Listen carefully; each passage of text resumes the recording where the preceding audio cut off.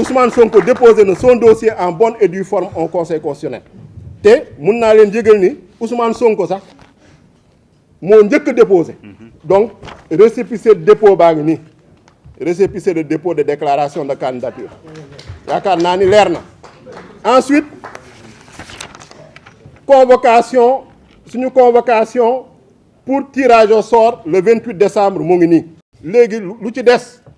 mooy conseil constitutionnel dire le droit ci dossier de candidature Ousmane Sonko ak yeneen dossier de candidature parce que dafa am ñoo xam ne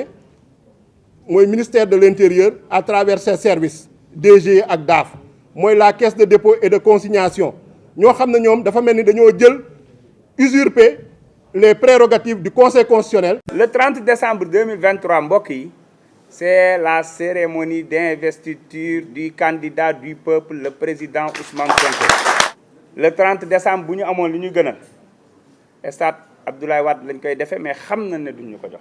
waaye mujj nañoo retenir ne dinañ ko defee ci xolu Ndakaaru